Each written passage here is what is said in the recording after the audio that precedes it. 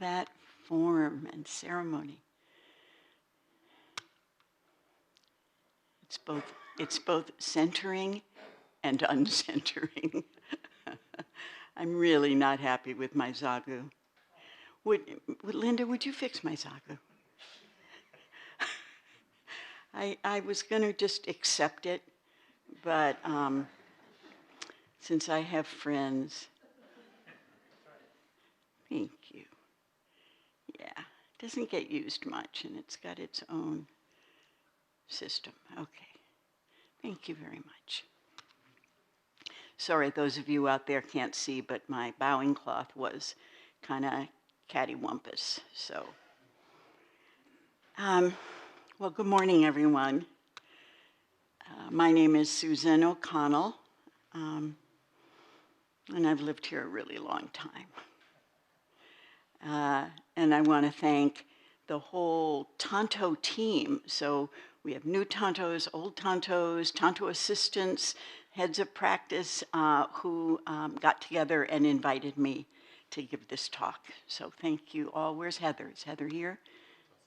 Okay. Anyway, so movable Tantos. So there's a lot going on. Do you resonate with that? Is that, yeah. And one of the benefits of having a practice that encourages us and trains us to pause, to be still, to be kind, is that in that space of receptivity, in that brief hesitation before responding, we can sometimes touch the ground and have a choice about how we meet a lot going on. Think for a minute of all the things that are going on in your life. The family, relationship realm, the work process, your health, your concerns about what's happening in the world. At what point does your chest start to get tight? And do you find yourself holding your breath? Are there strong emotions arising, like anger or sadness or thoughts of overwhelm or paralysis? When Heather, who is in Tassajara, asked me a week or so ago if I would be willing to give this talk, my first reaction was, oh, wow, my plate is so full, I can barely function. And there's a lot going on.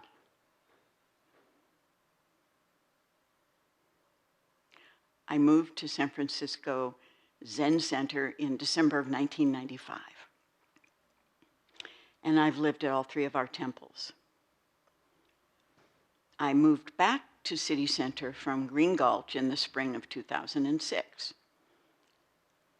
And on October 31st, I will be moving out of the space that I've been living in at City Center for 17 years and out of the practice community that I've been taking refuge in for 27 years. I'm transitioning to Enso Village in Healdsburg. It's a Zen-inspired senior living community that's opening on October 31st. And this is after many years in which I've been leading the effort to create this community, to raise the money, to develop the various partnerships,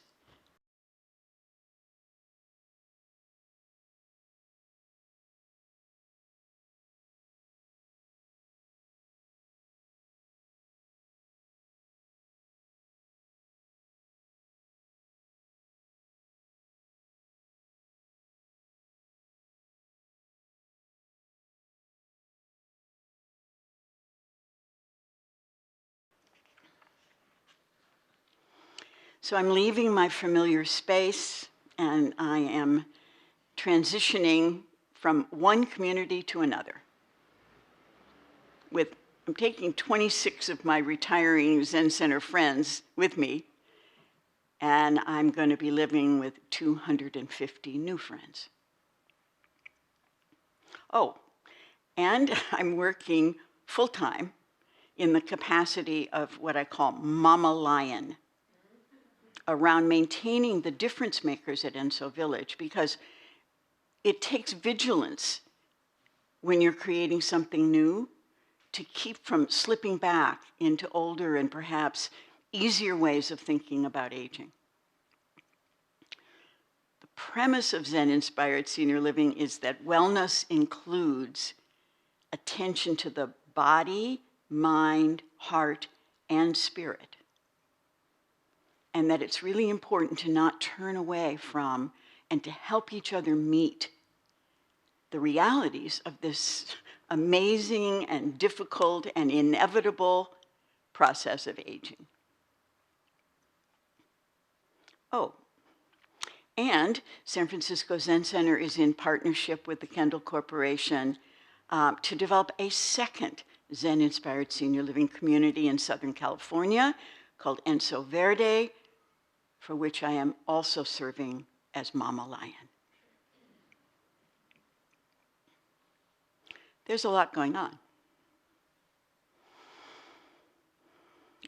So I asked Heather if I could please sleep on the request. It was quite possible I was actually going to say, I have limits. Those of you who know me may think that's funny, but I was thinking about saying no.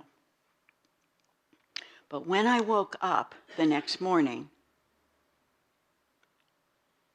and I looked at my calendar and I saw that there was a lot going on, but at the same time, I felt energized and happy. Actually, more than happy. I felt joyful. And it was clear to me that I wanted to talk with you about the kind of power of joy and how it can help us when there's a lot going on, which is always. So also, this is an opportunity to publicly say goodbye to this place and to this phase of my life with you. So, what is this joy? What does it feel like? Where does it come from? How do we cultivate it? So I want to start with, what does it feel like for me? So I've been looking at this over the past couple of days. When I'm feeling joyful, I'm aware that I can feel that my lungs are filled with fresh, cool air. And that the diaphragm is dropped and released. And there's an awareness of my heart beating and also kind of radiating warmth. And the corners of my mouth are slightly turned up. I think that's an important one. And my eyes are relaxed and welcoming whatever is appearing.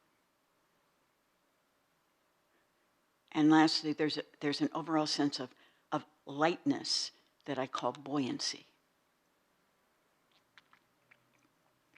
So I want to invite you to see if you can join me in this process of studying joy and see if you can identify your own sense or memory of joy.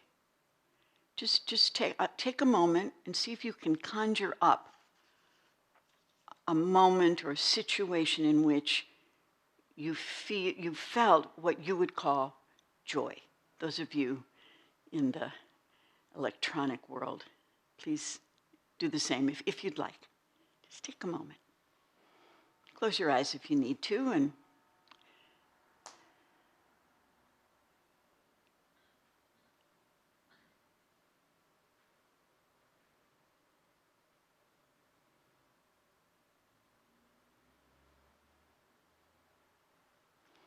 so, for me, 2 days ago, I was up at Enso Village and walking around studying the construction, and I walked into what we call the bistro, which is the vegetarian restaurant that we're going to have there.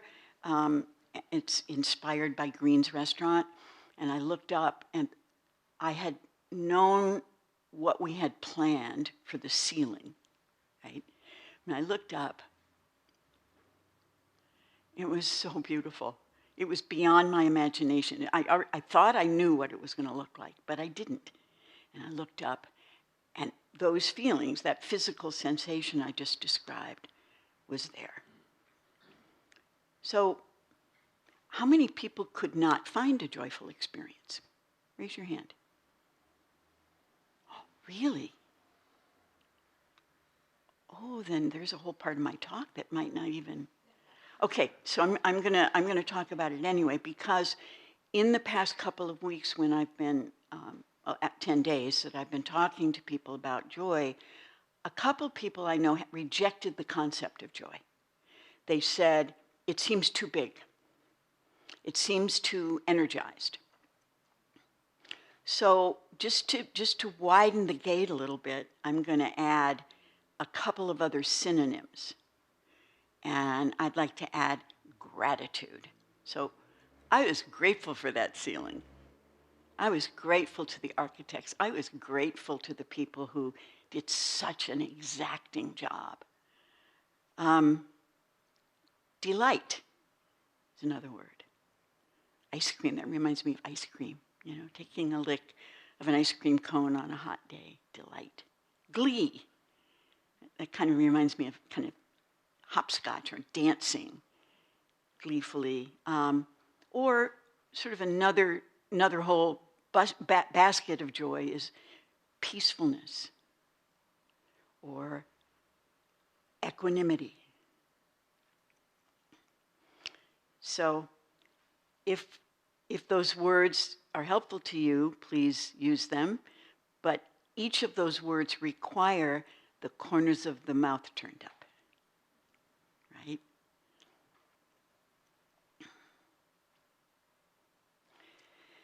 Another way to explore joy is by thinking about what it is not, or what I might refer to as the near enemy of joy.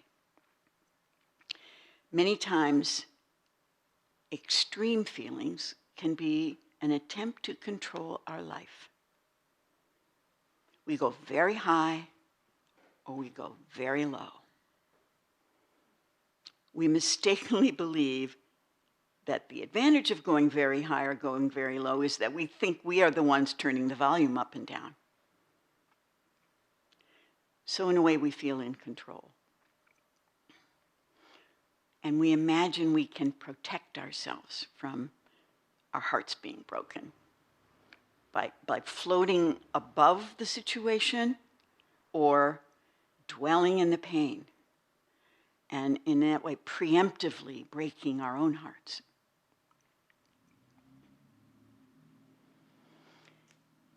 And I want to also take just a moment to acknowledge depression, which is, to me, a kind of a dwelling in the pain, being stuck in the pain. And I understand that there are many people who experience depression in various titrations. And I also understand that sometimes it's not possible to turn towards joy. However, the circumstances of my life are such that I've only had a handful of experiences where I have felt despair. And for a period of time, I felt, oh, there won't be an end to it. I've had that experience. Like, no way up, no way out. But these experiences did not last long for me. And I was able to actually watch them fade and then a lightness return. I've been accused of being too buoyant. But it's just, these are the causes and condition of my life. So this experience I have is like being a cork on the ocean. Not in the air, not above it all, but like right in the middle, bobbling along. But I respect that the area of depression is not an area where I am able to report or teach very much, or how to work with it. So, but I can talk about joy. Now, joy can become ungrounded and too breathy, in which case it's not the joy I'm talking about. Ungrounded joy is joy that is overinflated and maybe an attempt to get out of a situation, to bounce around it, maybe spiritual bypassing. But buoyancy is not the same thing as ecstasy. Joyful buoyancy is being that cork that's simply bobbling on the surface, not above it, not below it. How we do it? Okay. So where does joy come from? What are the conditions for the arising of joy? Well, the kind of joy I'm talking about is not something that needs to be created. It's the joy that's flowing right now at the ground floor of being alive. It's the place that Suzuki Roshi talked about when he said, just being alive is enough. We are human, we are alive, we are breathing, we are in community. We are flawed, we are restless and frightened in one breath and comforted and settled in the next. We are surviving the ebbs and flows of our intentional, interconnected lives. Joy is cultivated, joy is conditioned by not resisting it. It's right here.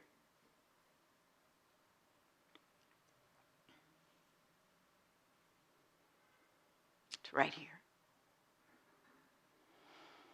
And at the edge of this joy is the potential for tears of appreciation. Happy tears.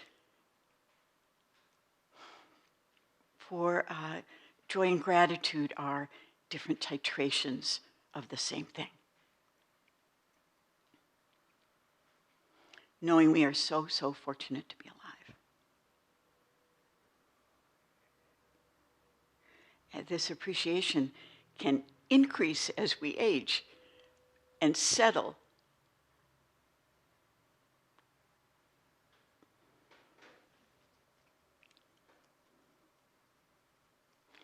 Settle with the reality of life's ending coming closer.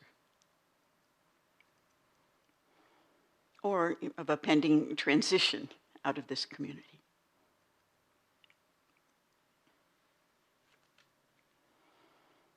There are other responses to the awareness of an ending or a transition. And we sometimes have those too. Fear, panic, denial. Our choice is whether to dwell on those or to allow the joy that's already there to arise. It's not to say we should cancel those other responses, fear. But I've found that leaning towards joy is what helps me meet my life in a refreshed way. It helps me better tolerate the heaviness of grief, to counter the temptation to close my heart to others in kind of solitary suffering.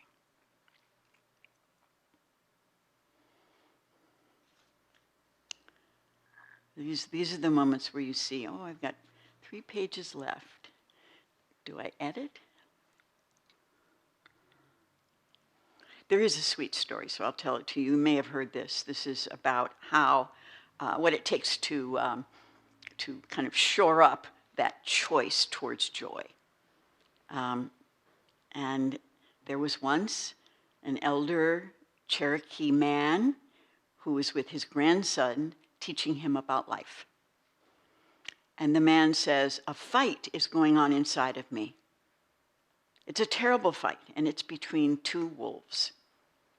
One is filled with anger, envy, sorrow, regret, greed, arrogance, self-pity, guilt, resentment, inferiority, lies, false pride, superiority, and ego. The other, on the other shoulder, is filled with joy, peace, hope, love, serenity, humility, kindness, benevolence, empathy, generosity, truth, compassion, and faith. And the same fight is going on inside you, my beloved grandson, and inside every other person too. The grandson thought about it for a minute, and then he asked his grandfather, which wolf will win? And the elder Cherokee simply replied, the one you feed. Maybe you've heard that story before, but it's the one we feed.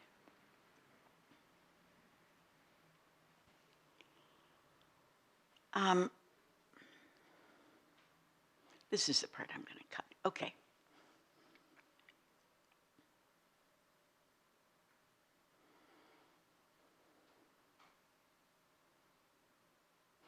So I'm leaving the container of this community. It's the end of something and the beginning of something else.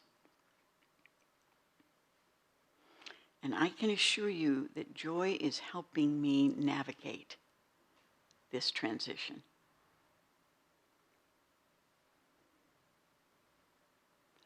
There is a relationship between joy and loss. Or as my friend Emila, who lives at Green Gulch and is also preparing to move to Enso Village, I asked her how she was doing, what was her state of mind, and she said, she's feeling gratitude and grief. Gratitude and grief.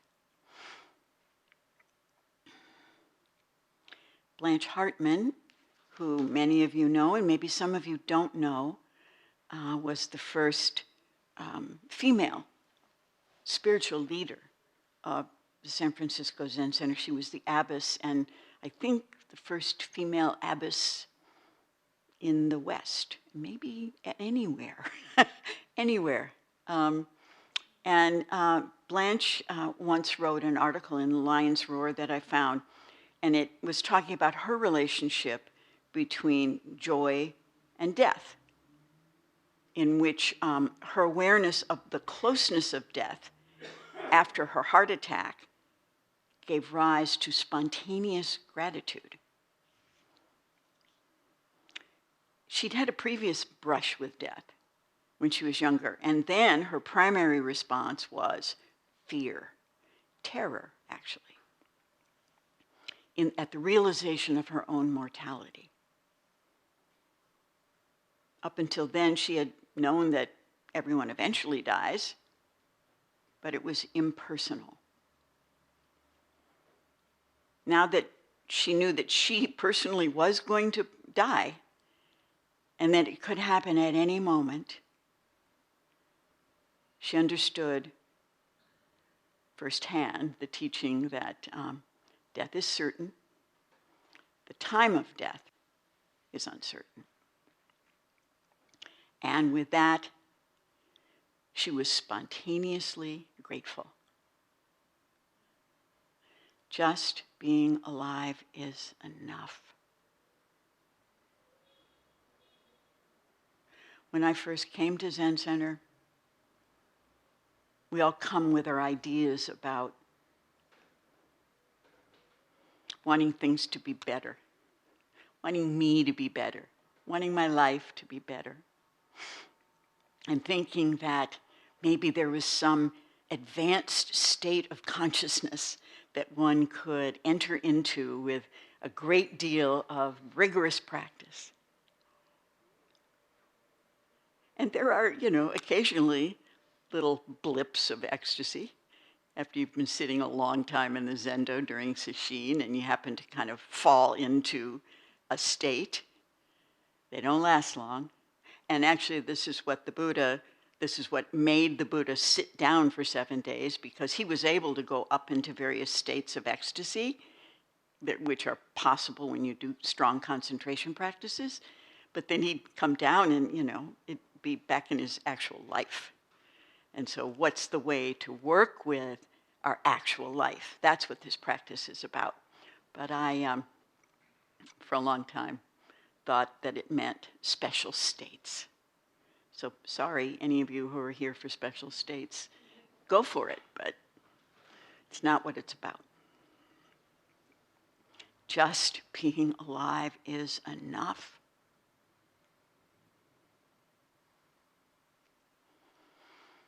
And being here, I've watched a few people go through the process of knowing they were dying soon. One was another spiritual leader here, Abbot Steve Stuckey, who I had the great privilege of working closely with when I was in the leadership here. One of his students, Rinchen Bunce, recently put a book together of stories about Steve, from Steve's various friends and family and students. And one was from a diary that Mary Stairs was keeping during the last month. She was his attendant and basically lived at his house along with his wife, Lane, and attended to Steve as Steve, in a very short period of time from when he knew he was dying, about 4 months, actually finished that process of dying, finished that process of living, actually. And so Mary, in this diary, says that she was watching him in that process of being near the end and clear that it was unavoidable. She felt that as he was doing what we call dying, he was being born. He was being liberated.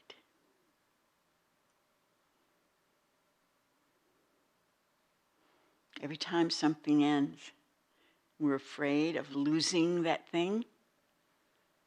What happens? Ooh. And so village, a new arising. As long as we're alive, life keeps refreshing itself. It's not always pleasant. What arises next is not always pleasant, but it'll be new. It'll have never happened before. So Steve's response to the news that he had fatal pancreatic cancer and about 4 months to live was to offer one of the most amazing Dharma talks I've ever heard. It's on gratitude, and it's in our archive, and I highly recommend it. Now, I'm not exactly dying, any more than all of us are dying. But I am experiencing a level of change that seems maybe bigger than the normal moment-by-moment renewal of life. And in a sense, I'm being liberated.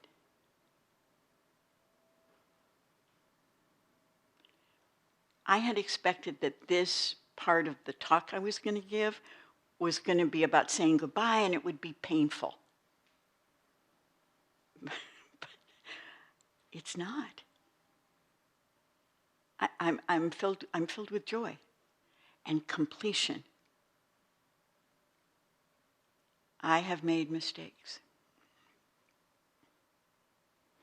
I have hurt people. I have let people down. In the Shuso ceremony, the head student ceremony, we say, "My mistakes feel heaven and earth, leaving me no place to hide." So anyone in this room that I've hurt, anyone out there that I've hurt,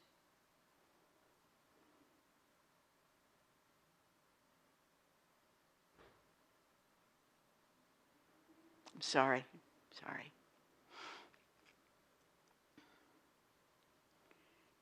And I have a sense of both my mistakes and the offering that I've been able to make. They both fill heaven and earth. So I'm satisfied that I've done my best, because I deeply believe that we are all doing our best. Because if we could do better, we would. This is our best. This is our human best. And we could use a little improvement, right? But that's in the process of doing our best. So right now, the joy is outweighing the grief. And maybe another condition for the arising of joy is being humbled by one's mistakes and the deep acceptance of being human, accepting imperfections, except for my bowing cloth. That was not okay.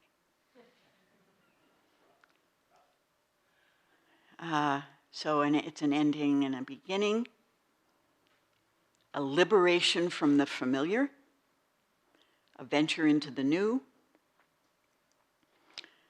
and a sense that I have been fully supported for 27 years to make my offering. And I've learned from many teachers and all of you to better understand and do my best to embody the importance of compassion. I'm a doer, and I have done things with very little compassion.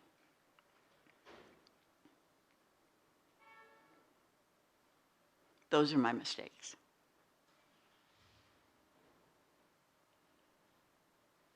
And I still have this next breath, and this next breath to encourage that compassion. And I think a joyful state is a great place for compassion to arise in. So, what could be better than this?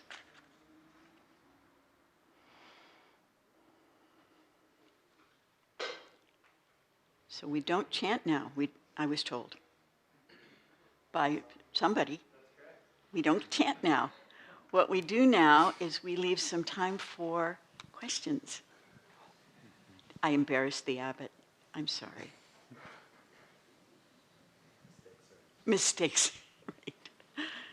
So if anyone wants to bring anything up about what I said or have a question, this would be the time, and then we will chant when we're done. Yes? It's Terry.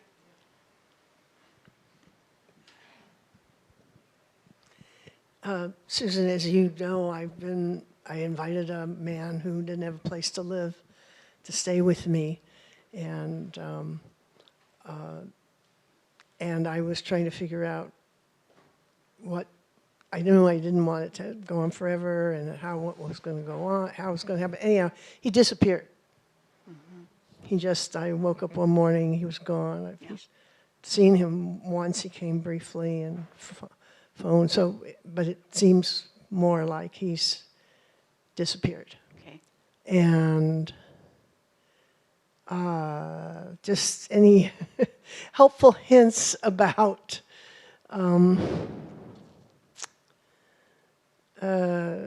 not being dragged into, oh, somebody under a blanket on the street they can't see. I think maybe that's Jeff.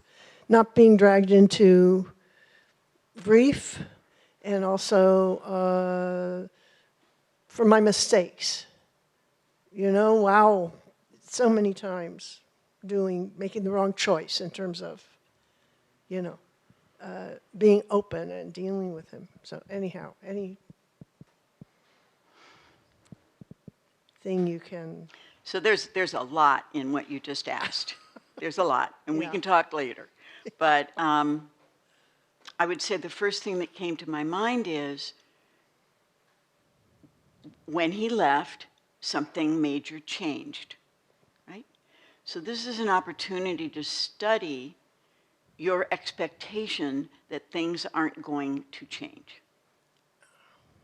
So you can not go into that other realm of emotional kind of seeking and wanting to find him and wanting to fix it and all that, and just stop for a minute in that first realization.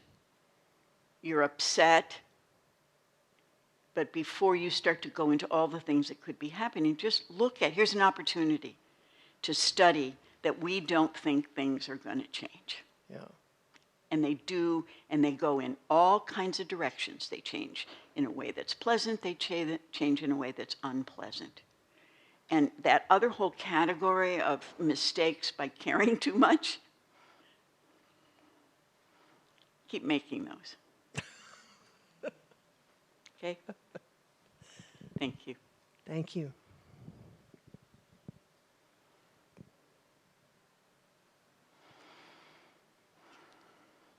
Looks like we have a question online. Jeremy, you can go ahead and we'll unmute you, or you can unmute yourself and you can ask your question.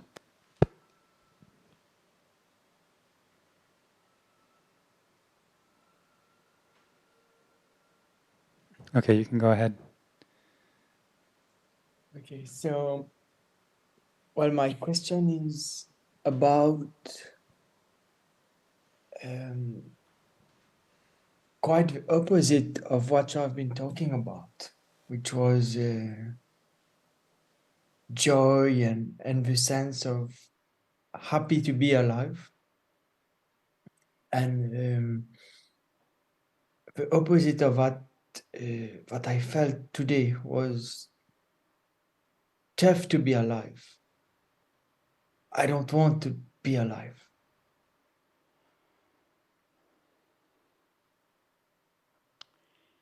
So, Jeremy, I confessed also in my talk that very strong emotional response to being alive, which is I don't want to, is not something I'm very expert in. I haven't had to live in that state for very long, ever. And as a professional clergy person, I would say, please get some help. If you have any thoughts of methods that might be interesting to you to pursue, to end your life, please get some help. I'm not the one to help you. Do you have friends and family around you? Are you isolated? Oh, yeah, I mean, it's not all the time, but it's caused from isolation. I'm Right. alone completely. Right, right. So if it's not debilitating, if it's not got you completely stuck, if you have a positive relationship with a friend or a family member, call them after this talk. And maybe tell them you love them, to kind of pull the heart out of self-concern about how hard it is, how tough it is to be alive. And that feeling of love is something we actually have available to us to give to someone else. If we can't give it to ourselves, maybe we can offer it to someone else, and that might shift the state. I don't know, but that's what I have to offer you. Okay, thank you so much, You're and welcome. I'm glad to have been heard. Okay, Heard. I'm happy to listen. Thank you. You're welcome. Yes, there's a couple over here.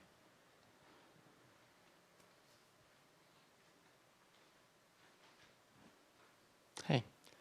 Uh, so, in regards to sort of having joy for and gratitude for what you have had, and accepting what the new beginning is. What about in regards to like seeing your own mortality? Is that something that you accept it as a new beginning, or you sort of, I don't know, you hold no view of it because you don't know what's coming? Oh boy, you want to know about death? Okay. All right. Like there's this quote, I can't remember who said it, but something along the lines of, in order for one to have true joy, one must have joy with one's own destruction, or something like that. Yeah. So destruction's happening all the time, right? Destruction meaning the falling apart of something, right?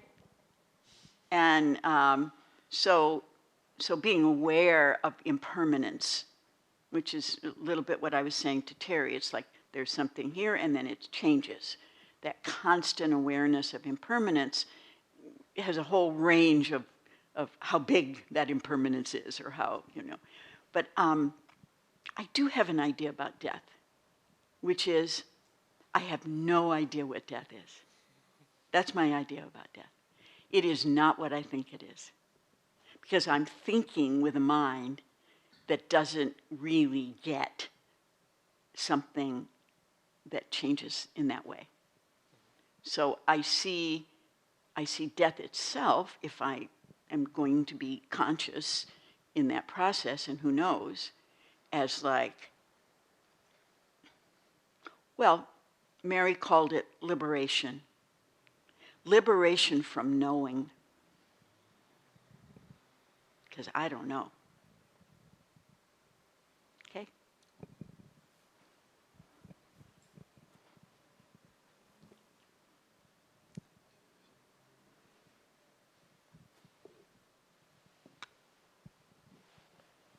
Hi, Susan. Hi.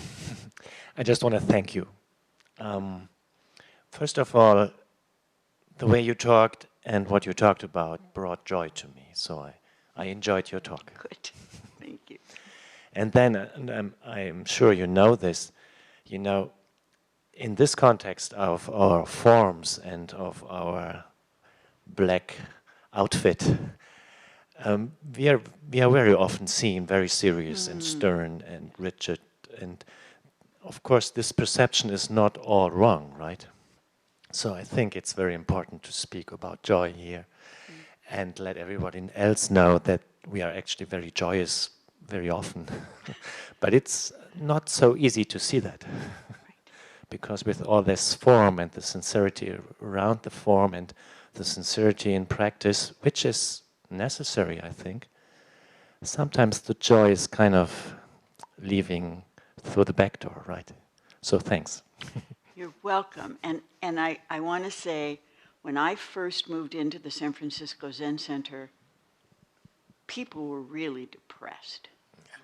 And this entire building was full of people who were really depressed.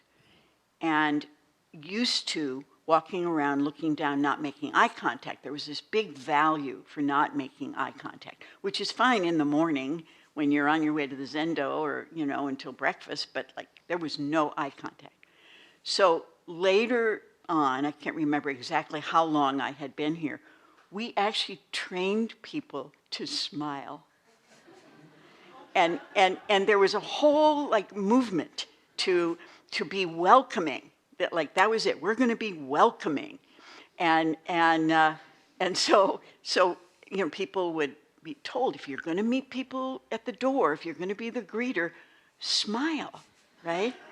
And make eye contact. So that admonition I said of whatever of those words might help you experience that kind of sense, do it with the corners of your mouth turned up, right? You can put your shoes neatly in a row out there with the corners of your mouth turned up. So, Thanks. welcome.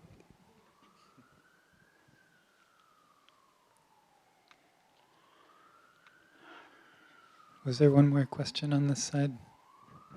Greg, did you have one? Okay. First back in the Scary corner. for Greg to ask, but don't let Greg ask a question. You can sit on it. We can come back.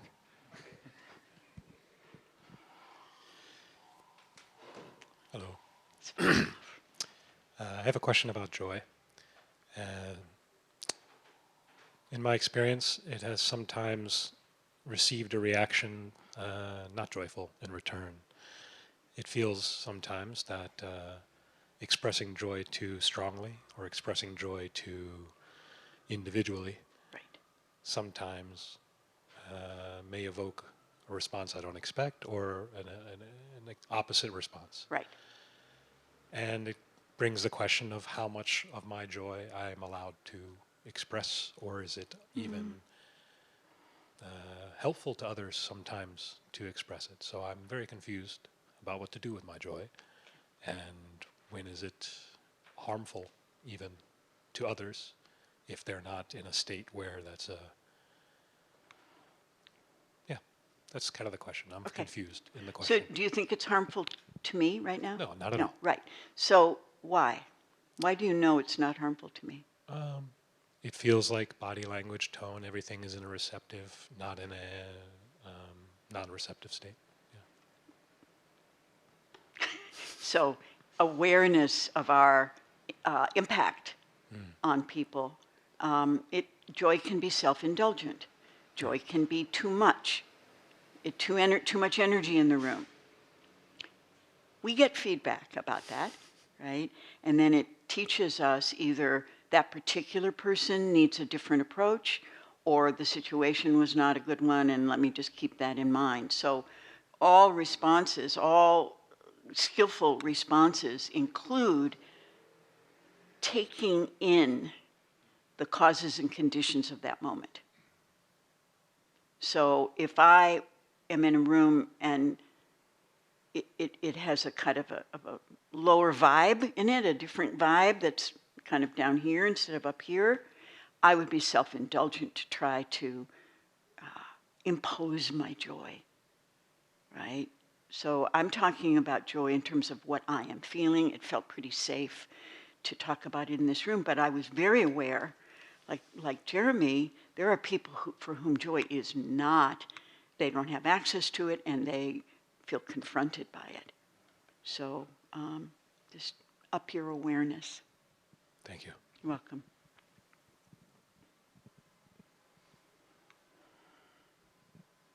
Margie had a question. Hi, Margie. So, thank you for your talk. I want to reflect on the first time I met you, which was in the context of you talking about taking on this project to find housing for our monks when they hit retirement age or that moment. And you had lost. You were in a negotiation, and I'm not going into all the details, but it didn't go well. It and fell you were apart. feeling, yeah, it fell apart, and you were feeling so defeated. And I didn't know you at all. And I said, you know, this is going to be complicated work. It's going to take a long time. There's a reason no one undertakes this, but we are so grateful that you personally have undertaken this enormously complicated mission that you dedicated yourself to doing. So I'd like to reflect for a moment about the role that you have played in bringing joy to many people who are now going to have the opportunity to live in safety and security, who honestly don't even know your name. And there's a role of joy that we provide to a broader community, to people who just feel lucky to have a place to live. But behind the scenes, there are so many people who make that happen. So I would just like to say that I remember that moment. I remember saying to you, it's going to be okay. It's going to all work out. And you sort of looking at me like, who are you and why are you telling me this? But it turned out to be true. We are here in this moment because of the work that you and so many other people did. But you really led the impossible dream for so many people. Thank you, Margie. I just want to say thank you for that. You're welcome. You're welcome. Thank you. Yeah, I remember that moment. And I remember reporting on it at the board meeting.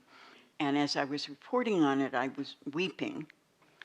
And it went through me, and then it was over. That's what I mean. Like, I definitely felt defeated and the pain of that and everything. And then near the tail end, it just sort of dissipates. And it's not there anymore. That sense of I can't move forward kind of thing. But it's really painful when it happens. Yeah. Happened twice. So, oh.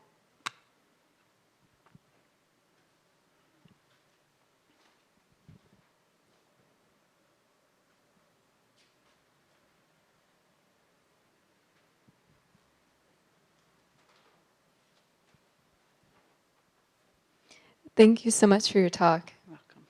I really resonated with it because I feel like I'm a naturally joyful person and go about through most of my day just feeling that beautiful joy of existing. And I was thinking about it this morning and feeling as if, that's really something that I've come to identify with as being something that I can offer to the people in my life. And I think that's beautiful because it's something that, I was kind of born with in my disposition. But I also realize that it's something that I identify with to the point that when I'm not feeling joyful, it can feel as if I'm maybe not, meeting not necessarily the expectations of other people, but the expectations that I have for myself of what I can bring to offer my friends and my community. And that can be quite painful and cause suffering. And so I was wondering if you had any recommendations for feeling this joy, but not identifying with it so much. Very interesting question. I do sometimes feel that responsibility that since joy is available to me to like share it, spread it, hopefully not in situations where people are being, like that.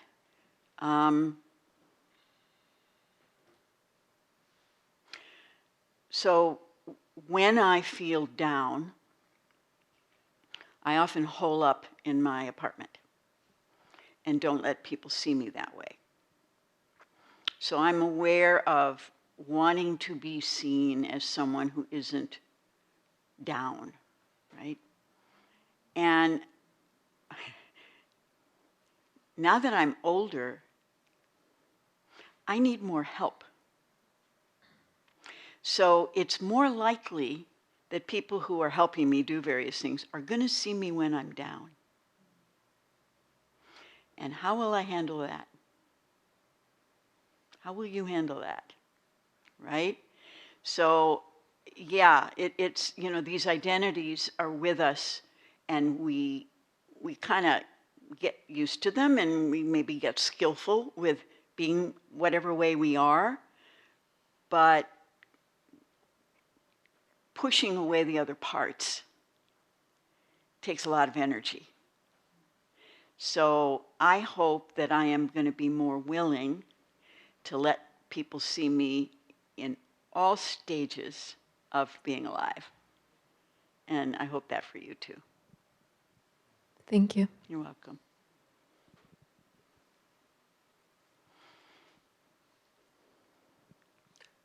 During your talk, you touched on gratitude. And there's something I've always wondered about gratitude. And that is, it is my understanding that gratitude is felt and expressed with respect to an object, something that you have or you experience.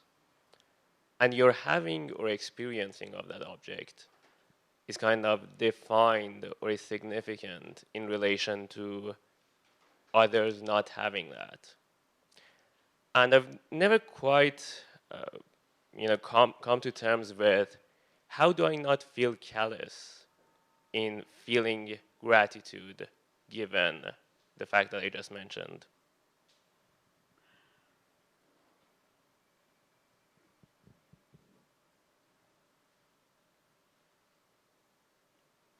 Gratitude is necessary.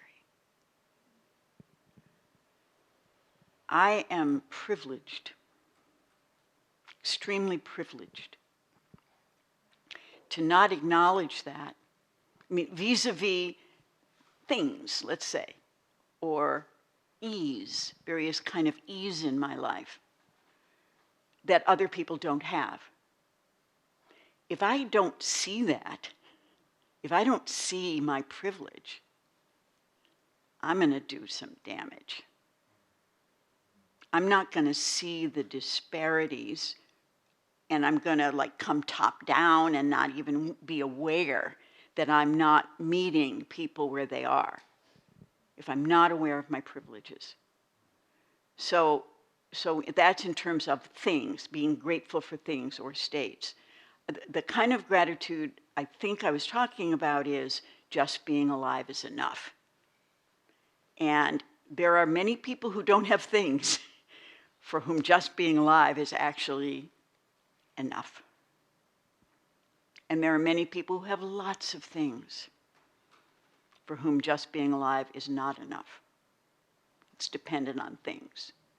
So I do think gratitude is essential in that way that I'm talking about it. Does that make sense? That is certainly clarifying, but even in that context, I would say the problem persists in that my being able to, I'm assuming gratitude is a positive affect, has a positive balance. My being able to be grateful and feel something positive for just being is again kind of contrasted with people who are, at the time at least, incapable of that. People who feel like that existence is suffering. So you think gratitude is better than not being grateful? You were saying you're able to feel gratitude, others aren't. There's a disparity there. Well, I didn't say grateful was better. I said it was necessary. I think we have to be careful of putting ourselves above. We meet in the middle, grateful, ungrateful. But for you, who have questions about gratitude, I would suggest keep looking at what it really is. Thank you. You're welcome.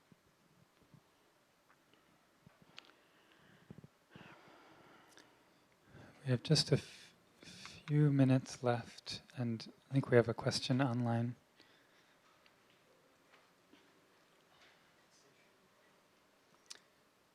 A question from Seishin.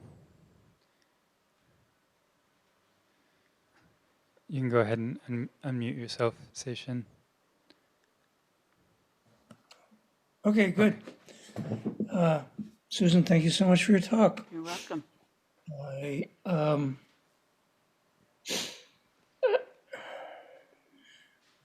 I love the juxtaposition of joy, gratitude, compassion, delight.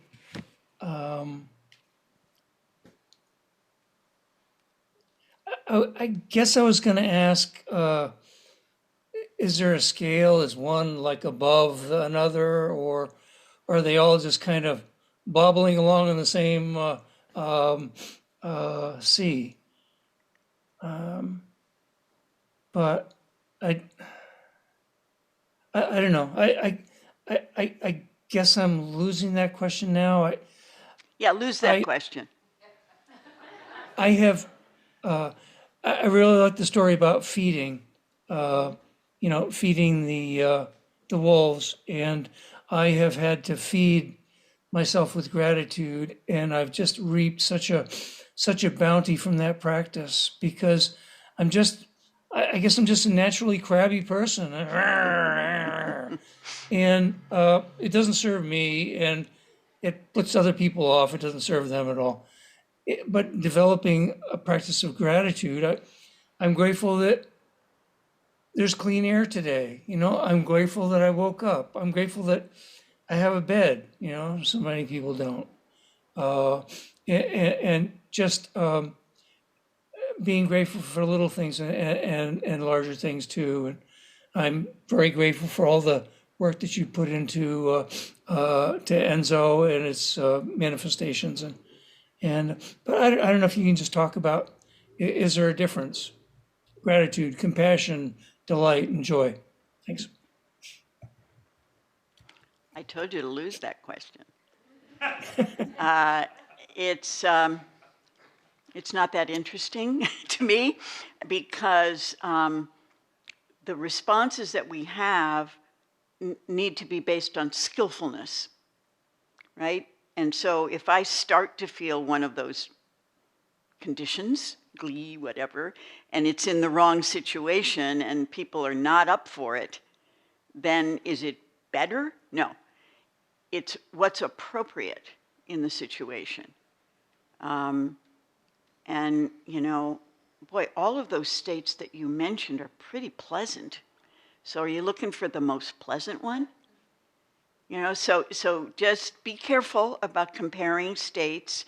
It isn't better to have gratitude or not have gratitude. It's what is. It's the way things are right at that moment. And then we move from there. We are aware of what's going on. We are in whatever state we're in, whatever default position we have. Crabby, I know crabby. I was crabby yesterday because something wasn't going well. And then what I did was I confessed it. I wrote a little text and said, I'm being crabby right now because I just had a flu shot and a COVID booster shot. And then I listed about 5 other things, which, you know, justified being crabby, but wasn't helpful. Wasn't helpful. So, okay? Okay, thank you. You're welcome. Okay. Shall we Now close with we're the chant? going to chant. May our intention